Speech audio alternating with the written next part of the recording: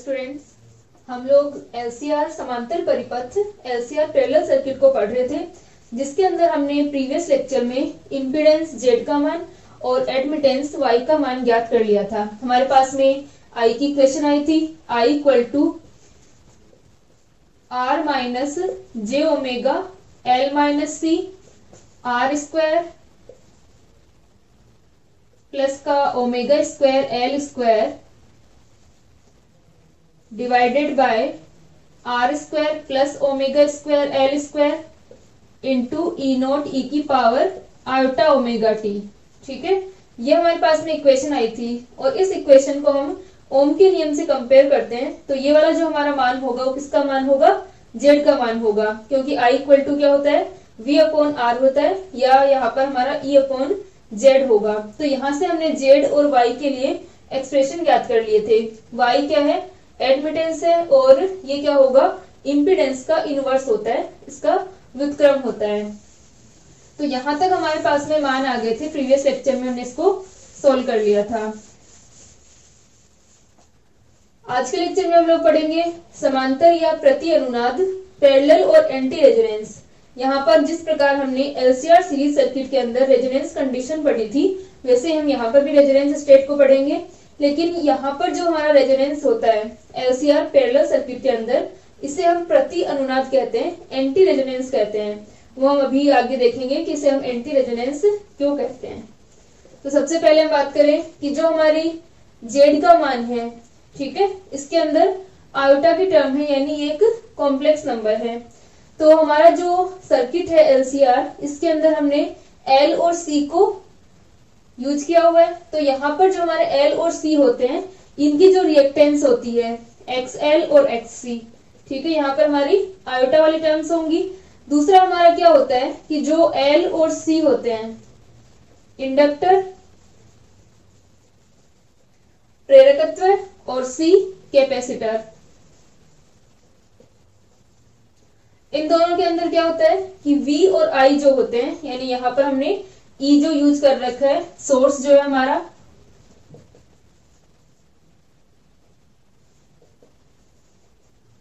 तो यहाँ पर क्या होता है कि इंडक्टर के ऊपर जो हमारा पोटेंशियल डिफरेंस रहेगा और कैपेसिटर के लिए पोटेंशियल डिफरेंस रहेगा, और इनमें से फ्लो होने वाली करंट, यानी E और I जो होते हैं,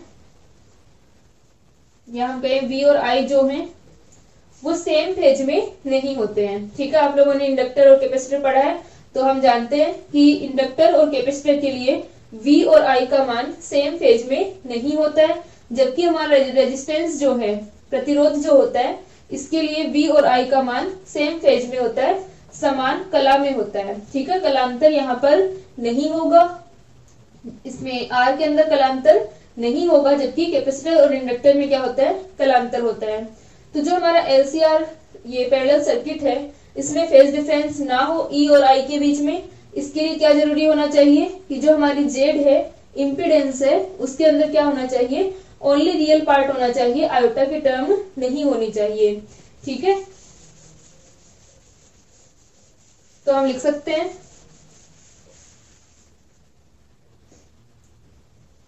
पैरेलल और एंटी रेजोनेंस। लिखने के बाद में आप लोग ये वैल्यूज मत लिखना, पहले हम लोग लिख रहे हैं कि ई तथा आई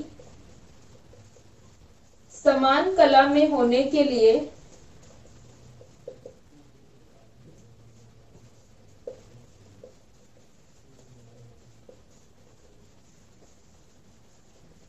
आवश्यक है कि ई तथा आई समान कला में होने के लिए, सेम फेज में होने के लिए आवश्यक है कि परिपथ में प्रतिबाधा या प्रवेश्यता, इम्पीडेंस या एडमिटेंस का मान वास्तविक हो, रियल हो। वास्तविक मान कब होगा, रियल वैल्यू कब होगी, जब हमारी आयोटा वाली टर्म क्या हो, जीरो हो।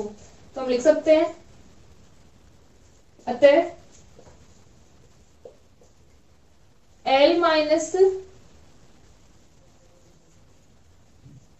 ये हमारा क्या हो जाएगा, omega L minus C R square plus omega square L square equal to 0। ठीक है, यहाँ पर जो हमारी आयोटा वाली टर्म है इसके अंदर कॉम्प्लेक्स नंबर है हमारा, तो इसके अंदर क्या होना चाहिए कि जो आयोटा वाली टर्म है वो क्या होनी चाहिए, 0 होनी चाहिए। ठीक है, वो अगर 0 होगी तो ये नंबर क्या हो जाएगा, रियल हो जाएगा। हमारे पास में जो जेड है वो एक रियल क्वांटिटी आ जाएगी यहाँ पर। तो हम इसको लिख सकते हैं, ये अपना क्या हो जाएगा, L minus C R square plus omega square L square equal to 0। L equal to C R square plus का C omega square L square equal to 0। इनको इक्वल में ले लिया हमने, तो ये हो जाएगा सी आर स्क्वायर प्लस का C omega square L square, और इसे हम लिख सकते हैं L minus C R square equal to C omega square L square.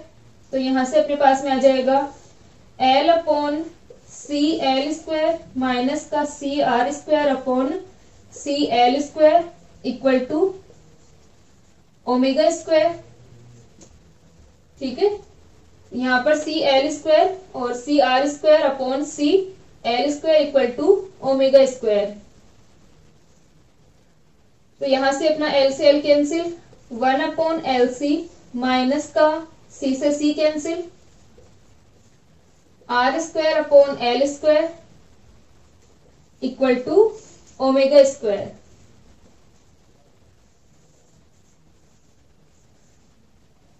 तो यहां से हमारे पास में क्या आ जाएगा, सी से सी कैंसिल हो गया था, तो ओमेगा स्क्वायर का मान आया 1 अपॉन एल सी माइनस का R square upon L square.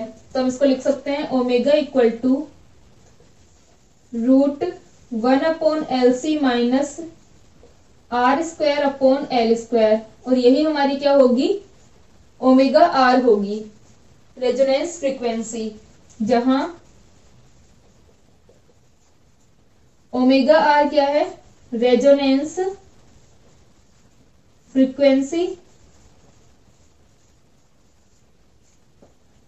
अनुनादी आवृत्ति। तो हमारी जो अनुनादी आवृत्ति होती है, रेजोनेंस फ्रीक्वेंसी होती है, उसका मान क्या होगा, 1 अपॉन एल सी माइनस का R square upon L square. ठीक है, तो जो हमारी अनुनादी आवृत्ति है, रेजोनेंस फ्रीक्वेंसी है, उसके ऊपर ये वाली टर्म हमने क्या की, 0 की। ठीक है, इसको हमने इक्वल टू क्या कर दिया, 0 कर दिया, यानी एक तरीके से ये हट गई। ठीक है, तो यहां से अपने पास में क्या हो रहा है कि ये वाली टर्म हट जाएगी, तो z का मान और y का मान जब हम निकालेंगे तो हमारा ये वाले टर्म यहाँ पर इंक्लूड नहीं होगी। ठीक है, इसको लिख लो।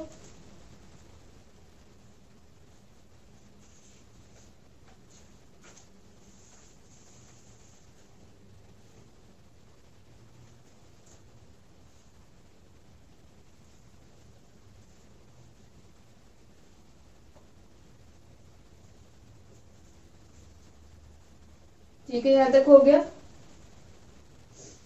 तो ये जो हमारा रेजोनेंस है, रेजोनेंस कंडीशन है, ये रेजोनेंस हमारी जो फ्रीक्वेंसी है, इस पर क्या होता है कि ये वाली हमारी वैल्यू घट रही है। ठीक है, तो यहाँ से जो जेड का मान होगा वो क्या हो जाएगा, मिनिमम, इस पर अधिकतम होगा, मैक्सिमम होगा, और वाई का मान क्या होता है, मिनिमम होता है। क्योंकि अगर हमारी ये वाली टर्म हट रही है, डिनोमिनेटर की वैल्यू कम हो रही है, तो जेड का मान क्या होगा, बढ़ेगा। जेड के अपोन में आ रही है जो हमने यहाँ पर हटाया है। ठीक है, तो हर का मान अगर कम होगा तो ये वाली वैल्यू क्या होगी, बढ़ेगी। ठीक है, डिनोमिनेटर अगर कम होगा तो ये इंक्रीज होगा। तो जेड का मान यहाँ पर बढ़ता है और वाई का मान क्या होगा, डिक्रीज होगा। वाई का मान यहाँ पर कम हो जाएगा क्योंकि वाई क्या होगा, इसका इनवर्स होगा। तो हमारी जो रेजोनेंस कंडीशन है, रेजोनेंस कंडीशन पर जेड जो है इम्पीडेंस मैक्सिमम हो रही है और वाई मिनिमम हो रही है, या हम कहें कि जेड मैक्सिमम होने का मतलब है कि यहाँ पर करंट क्या होगी, मिनिमम होगी। ठीक है, क्योंकि प्रतिबाधा अगर बढ़ेगी तो सर्किट में करंट क्या होगी, कम होगी। तो ये वाली जो रेजोनेंस स्टेट है हमारी, ये क्या है, जो हमारा सीरीज रेजोनेंस स्टेट थी उसके अपोजिट है। ठीक है,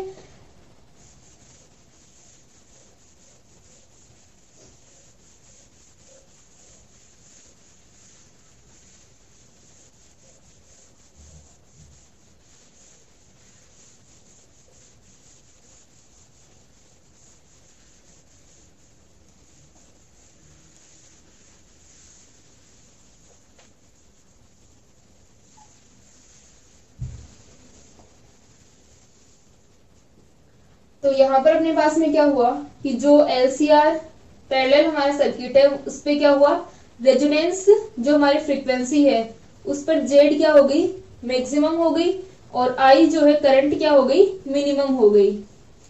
ठीक है, आई नोट का मान यहाँ पर मिनिमम हो जाएगा। और जो हमारा LCR सीरीज सर्किट था,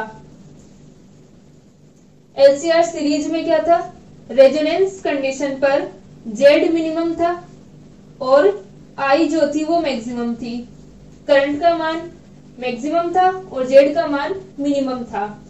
तो यहाँ पर जो हमारा LCR सीरीज सर्किट था उसकी अपोजिट कंडीशन यहाँ पर मिलती है, जेड यहाँ पर मैक्सिमम और आई नोट यहाँ पर मिनिमम होता है। तो अपोजिट कंडीशन होने के कारण, यानी एक तरीके से इसका इनवर्स है, तो हम कह सकते हैं कि ये वाली जो हमारी स्टेट है वो क्या हो गई, इसकी इनवर्स है। इस कारण इसे हम प्रति अनुनाद या एंटी रेजोनेंस कहते हैं। तो जो हमारा समांतर सर्किट होगा, पैरेलल सर्किट होगा, उसमें जो रेजोनेंस आएगा वो क्या कहलाता है, प्रति अनुनाद या एंटी रेजोनेंस कहलाता है। तो हम लिख सकते हैं कि अनुनादी आवृत्ति पर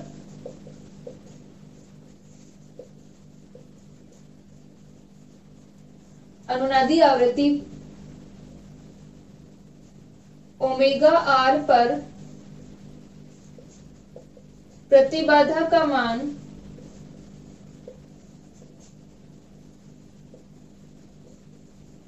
अधिकतम तथा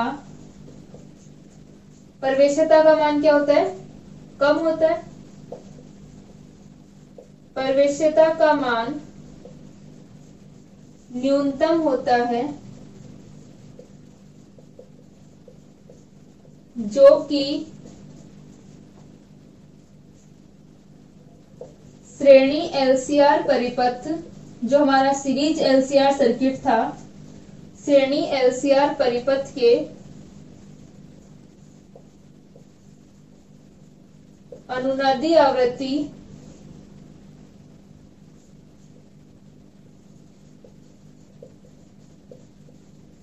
पर मान, उस पर हमारे पास में क्या मिलता है, जेड अधिकतम, जेड मिनिमम होता है वहां पर, जेड न्यूनतम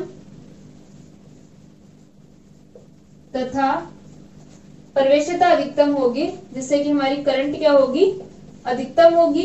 एडमिटेंस वहां पर मैक्सिमम और जेड जो है इंपिडेंस जो होती है वो मिनिमम होती है। न्यूनतम तथा प्रवेश्यता अधिकतम होती है।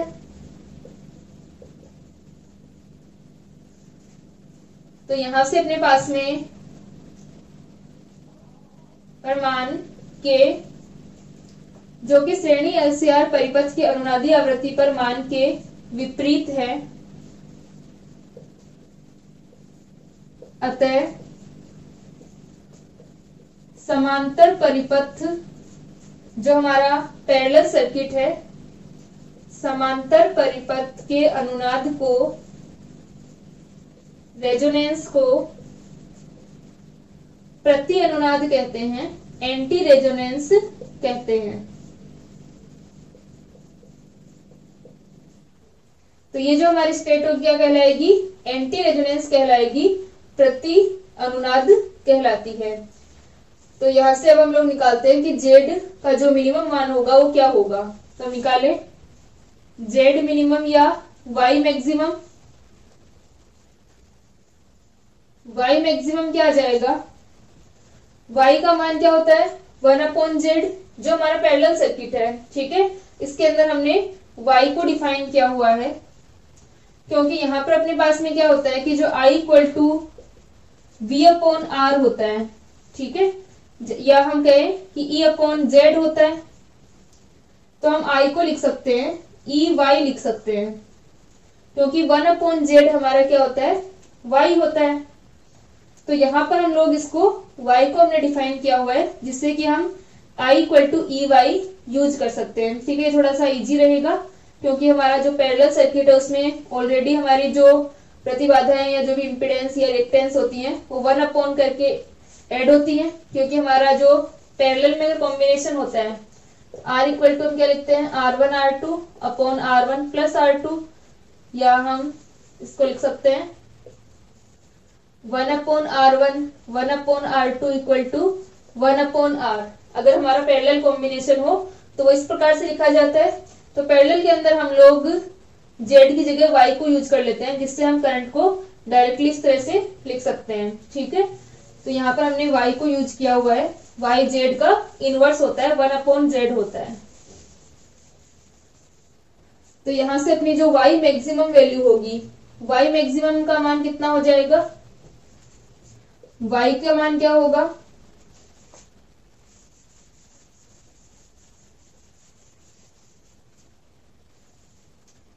y equal to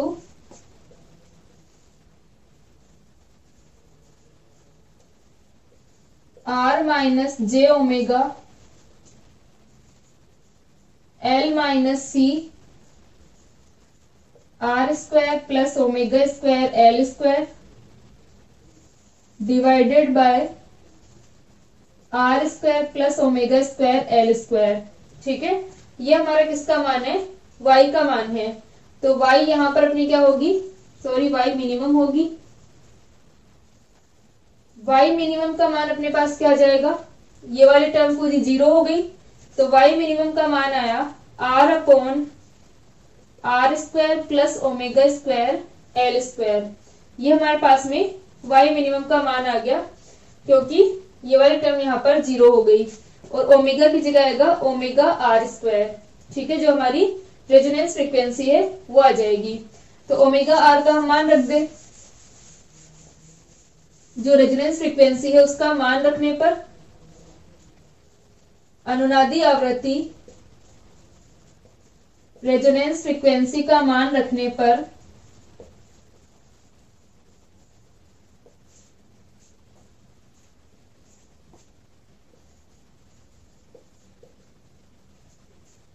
y minimum equal to R upon R square plus omega R square L square. तो इसका हमने स्क्वायर किया, 1/LC minus R square L square into L square. तो y मिनिमम का मान क्या आएगा,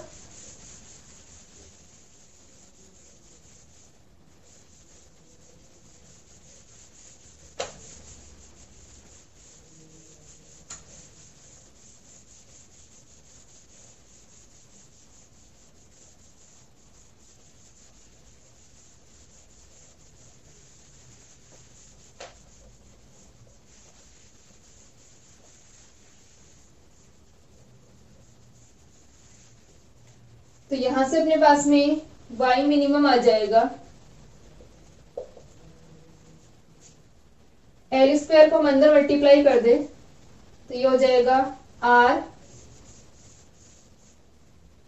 divided by R square plus L square को हमने अंदर मल्टीप्लाई किया तो ये बन गया 1/LC into L square minus का R square upon L square into L square. तो यह आ जाएगा R upon R square plus L से L कैंसिल, तो यह आ गया L अपॉन C, L से L कैंसिल हो जाएगा तो यह आ जाएगा L अपॉन C माइनस का R स्क्वायर। ठीक है, ये अपने पास में आ गया R upon R square plus का L अपॉन C माइनस का R स्क्वायर। R स्क्वायर से R स्क्वायर कैंसिल, इस ब्रैकेट को हटा दे हम चाहे तो R square minus R square तो हट जाएंगे, तो ये बन जाएगा y minimum equal to R upon L और C, तो ये RC अपॉन L हो जाएगा। ठीक है, तो y मिनिमम का मान हमारे पास आएगा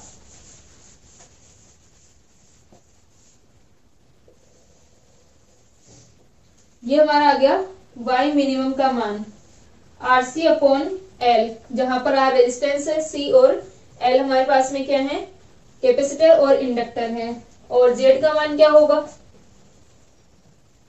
Z इस कंडीशन में क्या रहेगा, मैक्सिमम। Z मैक्सिमम की वैल्यू होगी 1/y मिनिमम क्योंकि जब हमारा y मिनिमम है उस कंडीशन में z क्या होगा, मैक्सिमम होगा। तो z maximum equal to L upon RC। तो ये हमारे पास में वैल्यू आ गई L upon RC, z maximum की। तो यहाँ पर हम देख सकते हैं कि जो हमारा सर्किट था सीरीज LCR सर्किट, उसके अंदर एक तो हमारी रेजोनेंस की जो स्टेट है वो अपोजिट थी, इसके z का मान मिनिमम था और करंट मैक्सिमम थी, या हम कह सकते हैं y मिनिमम। यहाँ पर y क्या थी, मैक्सिमम थी LCR सीरीज सर्किट के अंदर। LCR पैरेलल के अंदर क्या हो रहा है, z का मान मैक्सिमम है, y का मान मिनिमम है। और दूसरा हम देख सकते हैं कि जो हमारी z जो थी LCR सर्किट के अंदर ओनली R पर डिपेंड कर रही थी जब हमारी रेजोनेंस स्टेट थी। और यहाँ पर हम देख सकते हैं कि जो रेजोनेंस स्टेट है, रेजोनेंस स्टेट के अंदर z मैक्सिमम का मान L, R और C तीनों पर डिपेंड करता है। ठीक है, तो यहाँ पर z जो होगा वो तीनों पर डिपेंड करेगा। तीनों जो हमारी रिएक्टेंस है यहाँ पर L और C के लिए रिएक्टेंस, यहाँ पर हमारा रेजिस्टेंस, तीनों पर डिपेंड करेगा। तो ये z मैक्सिमम का मान आ गया। अब हम लोग निकालते हैं I नॉट मिनिमम। करंट भी क्या होगी, मिनिमम होगी। करंट का मान हम लिख सकते हैं EY लिख सकते हैं या E अपॉन Z लिख सकते हैं। ठीक है, तो I नॉट मिनिमम यहाँ पर अपने पास में आ जाएगा, ये अपना क्या था, E नॉट e की पावर आयोटा ओमेगा टी, या हम इसको लिखें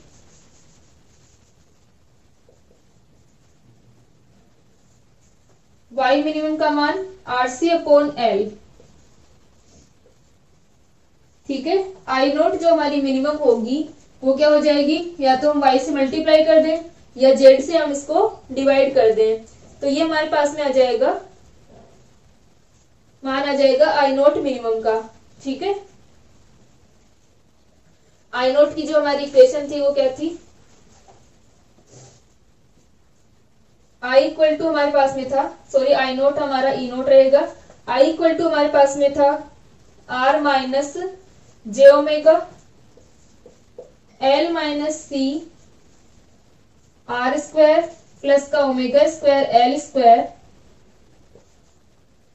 divided by R square plus omega square L square E naught E की पावर आयोटा ओमेगा टी। ठीक है, ये हमारे पास में आई का मान था।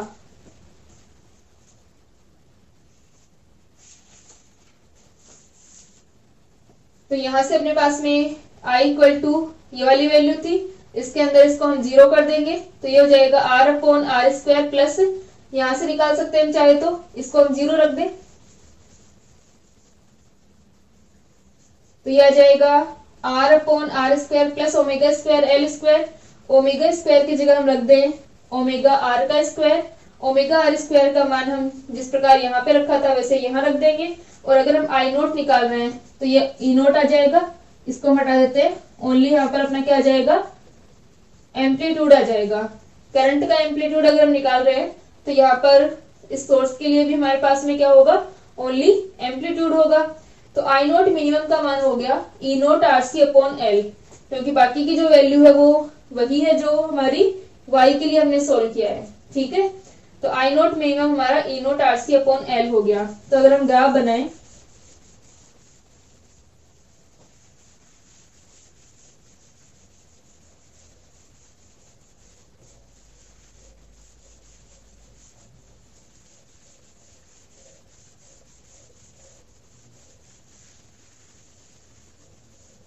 अगर हम लोग आई और ओमेगा का कर्व बनाते हैं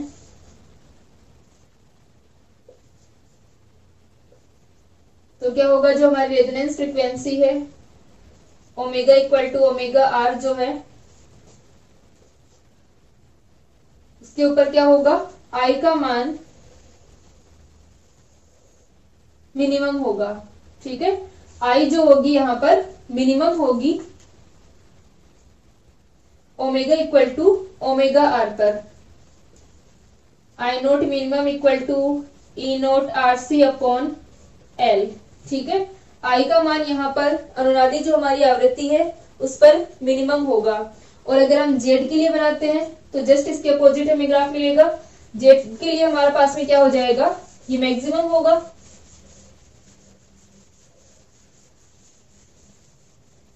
ठीक है, इसको बना लो एक बार।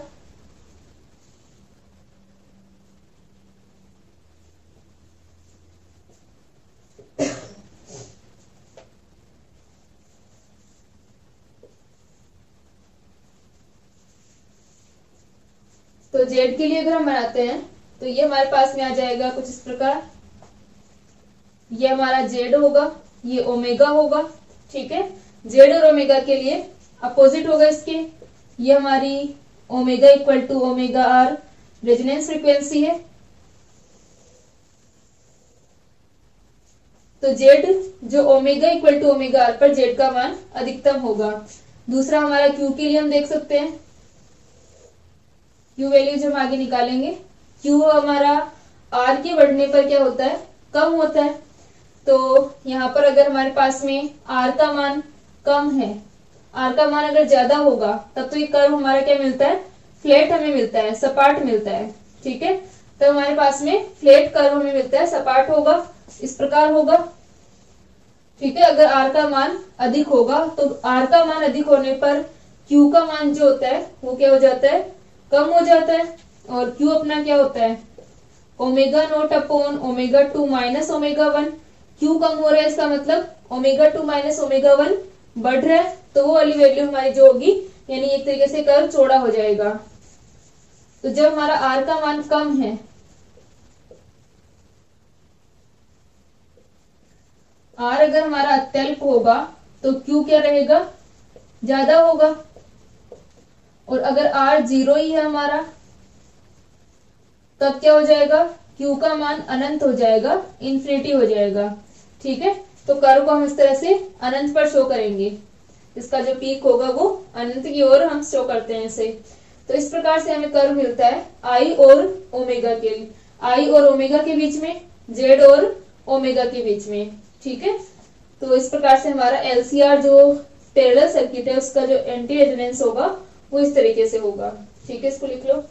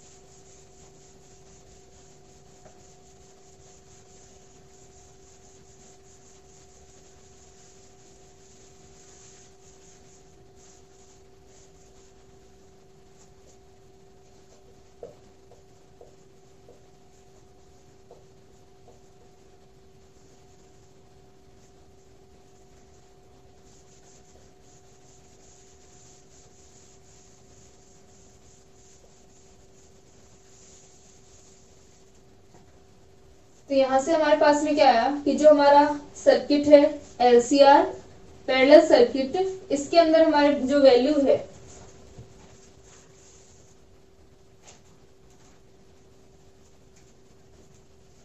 एलसीआर पैरेलल सर्किट जो है हमारा,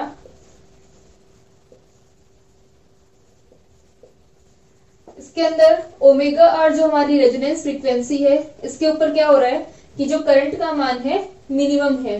यानी इस कंडीशन में हम कह सकते हैं कि करंट जो होगी वो फ्लो नहीं होगी या बहुत ही कम होती है, करंट मिनिमम होती है। ओमेगा आर पर क्या होगा, आई का मान मिनिमम होगा। यानी एक तरीके से हमारा जो सर्किट होगा एलसीआर पैरेलल सर्किट, वो जो अलग अलग हमारी फ्रीक्वेंसीज हैं equal to E naught E की पावर आयोटा ओमेगा टी। ठीक है, तो यहाँ पर क्या हो जाएंगी कि जो फ्रीक्वेंसी चेंज हो रही है, ठीक है, ओमेगा का मान चेंज होगा, तो omega equal to omega R पर, यानी जब ओमेगा का मान किसके बराबर है, रेजोनेंस फ्रीक्वेंसी के बराबर है, तो रेजोनेंस फ्रीक्वेंसी के बराबर जब फ्रीक्वेंसी होगी तो उस करंट को सर्किट क्या कर देगा, रिजेक्ट कर देगा। ठीक है, तो ये जो सर्किट होता है वो रिजेक्टर कहलाता है, इसे ये ग्राउंड नहीं करेगा। रिजेक्टर सर्किट कहलाता है, यानी अलग अलग ओमेगा के मान के लिए रेजोनेंस वाली जो हमारी कंडीशन होगी, रेजोनेंस फ्रीक्वेंसी पर जो करंट होगी उसको ये अलाउड, या रेजोनेंस फ्रीक्वेंसी को अलाउड नहीं करेगा, यानी उसे रिजेक्ट करता है, रिजेक्टर सर्किट कहलाता है। और जो हमारा एलसीआर सीरीज सर्किट था, एलसीआर सीरीज के अंदर क्या होता है, omega equal to omega R पर, यानी जो हमारी रेजोनेंस फ्रीक्वेंसी होती है उसके ऊपर ओमेगा का मान क्या होता है, यहाँ पर करंट का मान मैक्सिमम होता है, आई मैक्सिमम होती है। तो इस कंडीशन पर आई मैक्सिमम होती है, तो वहां पर हमारे पास में क्या होगा कि ये जो सर्किट है कि इस फ्रीक्वेंसी को क्या कर रहा है, अलाउ कर रहा है, इस फ्रीक्वेंसी पर ये मैक्सिमम करंट फ्लो होने दे रहा है। ये इस फ्रीक्वेंसी को रिजेक्ट कर रहा था, यहाँ पर ये करंट फ्लो नहीं कर रहा था, बहुत कम थी, और ये इसको अलाउ करता है और इस फ्रीक्वेंसी पर मैक्सिमम करंट फ्लो होती है। तो इसे हम क्या कहते हैं, ये हमारा अलाउड ग्राही परिपथ होगा, ठीक है, अलाउड सर्किट होगा। तो इस प्रकार से रेजोनेंस कंडीशन में ये हमारी स्टेट रहती है। तो रेजोनेंस के अंदर जो डिफरेंस होगा इन दोनों के अंदर, कि रेजोनेंस ये इसके अपोजिट होगा, इसमें हमारा जेड मिनिमम और आई मैक्सिमम होगी, इसमें जेड मैक्सिमम आई मिनिमम होगी। और दूसरा यहाँ पर हम देख सकते हैं ये रिजेक्टर होगा omega equal to omega R के लिए, और ये omega equal to omega R के लिए अलाउड होता है। दूसरे हमारे पास में कि जो हमारा एलसीआर सर्किट है,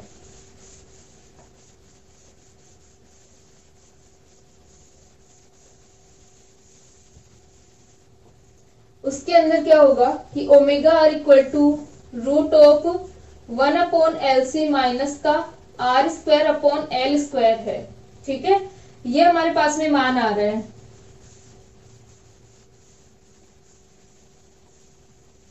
तो यहां से हम देख सकते हैं कि इसके अंदर एक माइनस वाली टर्म आ रही है।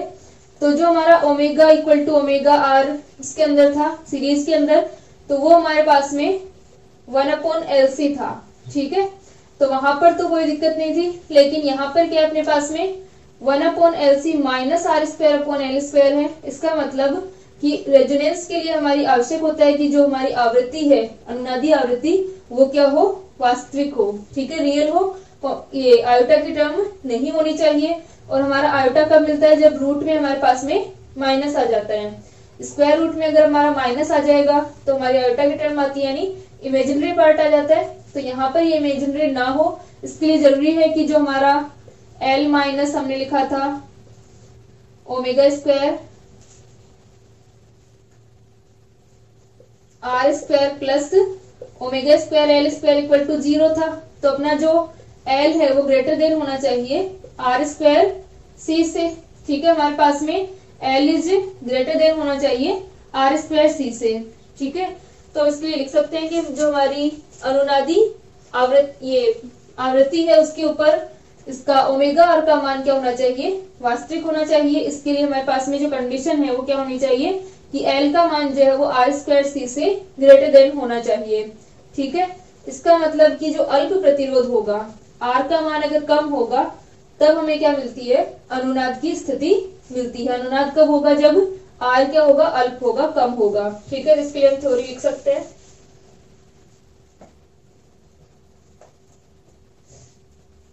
एलसीआर परिपथ अनुनादी परिपथ के समान कार्य करने के लिए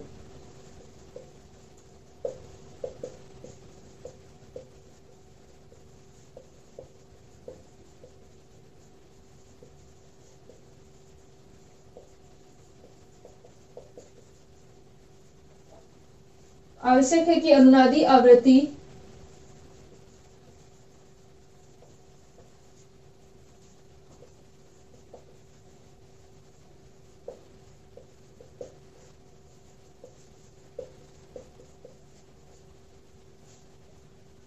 ओमेगा आर का मान वास्तविक हो,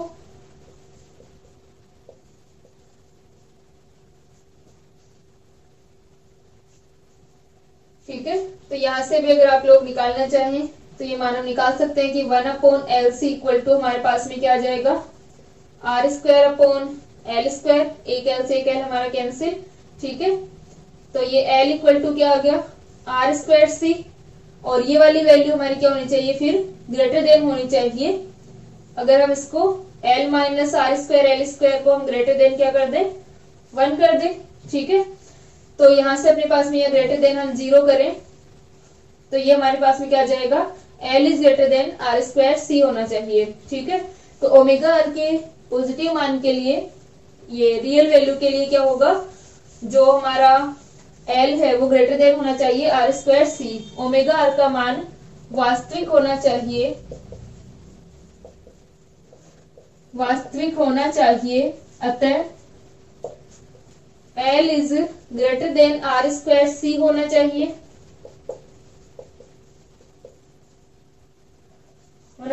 अर्थात या अल्प प्रतिरोध के लिए ही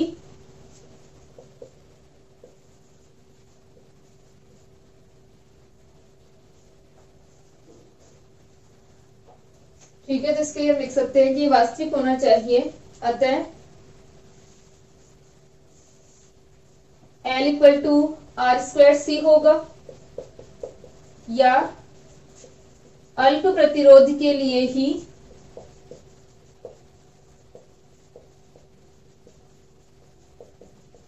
इस प्रकार का परिपथ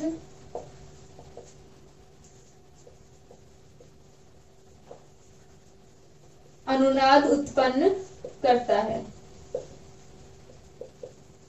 ठीक है। तो जो हमारा LCR पैरेलल सर्किट है उसके अंदर क्या रहेगा कि L का मान R²C, L का मान ग्रेटर देन होगा इससे, या कम रेजिस्टेंस के लिए क्या होगा, इसके अंदर ये अनुनाद को उत्पन्न करेगा, रेजोनेंस स्टेट को प्रोवाइड करवाएगा, ठीक है।